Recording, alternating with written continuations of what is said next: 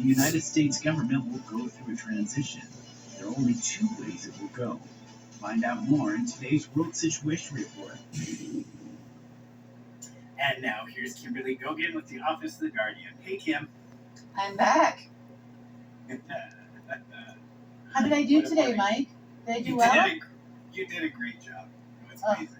You guys have no idea what it's taken to get this out. Nothing to do. It was just technical error after technical error after technical error today. So anyway, thanks production team for hanging in there with us. That's all. You know. At least we laughed a lot. Yes. Yeah. So what's going on in the world? What's going on in the world? Well, we had a momentous statement that was put out by Sunny on Friday, at the end of Friday's news, and that seems to have gone viral. Wow. Much to many people's dismay. So they're very upset about it. But the point has been taken by both the Trump team, is what I call them, because it's a compilation of different people, and the Pentagon. The Pentagon seemed more compliant, I guess you would say, with the changes. There were, well, obviously, Mr. Brown is unhappy, or General Brown's unhappy, with his soon-to-be new retirement status. But it seemed to be going fairly well. Well, until it wasn't. So the families, the family of Trump, had been visited by the GIA. They were afforded protection from the operatives that are now running them into the toilet. And they were told that they needed to make the announcement. So they did comply. Donald Jr. went to the White House, was there by 4 o'clock as requested by the Global Intelligence Agency, and he was ready to give the speech until the Trump team of lawyers said stop. So because they told him to stop, obviously nothing happened. Just wait, just wait, just wait, just wait, you know, and then the hacking ensued. So the remaining people, not obviously the lawyers per se, but a bunch of operatives had hacked like crazy all night Friday night. Surprise, surprise. And nothing came of it, even through till Saturday morning.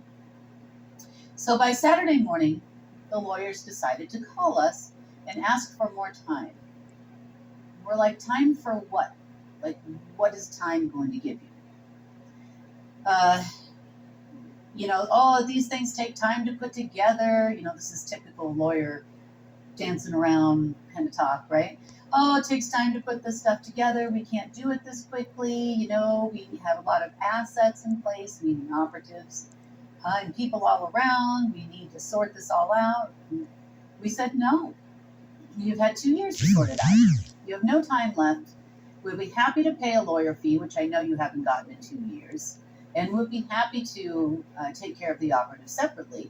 I said, but we are not going to delay this anymore. Then there was Langley. Langley called and wanted to delay the announcement as well, apparently, in order to buy themselves time to hack some more. Because hacking for 17 years hasn't worked out so far, so why not just keep going? You know, what's another year? You know, several months. Then they came back to us today and said that they were going to delay. They wanted us to delay until after the holidays. Well, let me explain to you what after the holidays means. Now, all heads of state, presidents, and important people always die in December. Did you ever notice that, Mike? Not till you said something. Okay. Well, it doesn't matter when they die. That's when they officially die, in December. And that's because typically it's not only Congress here in the U.S., this is all over the world. Governments are out of session usually by the end of November. They don't come back to the middle of January. Therefore, there's less disruption when a president or head of state dies. So, for example, Mandela. Mandela actually died in June, and I know that from his family. The funeral wasn't planned until December, And that's when everybody went and it was on the news and all the pomp and stance happens. Bush Sr. actually died in 2014. However, he didn't officially die until December of 2018. Uh, Mrs. Carter, I should say, also passed away right before December. Because you know there's going to be quite a funeral for that one. And I wouldn't doubt it if her husband isn't shortly, doesn't follow shortly behind it. Now, we also have other dead people walking around, and Trump being one of them, which Trump actually died in January of 2022. He died of natural causes. If you haven't been following us for long, I might as well tell you the story. He had prostate cancer years before. The prostate cancer came back and it had metastasized to his other organs, and that's how he ended up passing away. He passed away actually with a very small group of people and family in Bedminster on January 28th, officially. They had taken him off life support. It took a day or so for him to pass, and that's what happened to the real Donald Trump. Since that time, the American people have been lied to. They have been trotting around operatives wearing masks and all kinds of different things since that time. If you remember, right before this happened, there was you can't really call them rallies because they're not a campaign rally. Remember, he did this thing after he got out of office, and he would do these mega sessions. I don't know, invite a bunch of people, probably charge money for tickets, and then it sounded like campaigning, but not quite. Do you remember that, guys? To remain relevant, right? Yeah. To remain relevant, right? Stay relevant, exactly.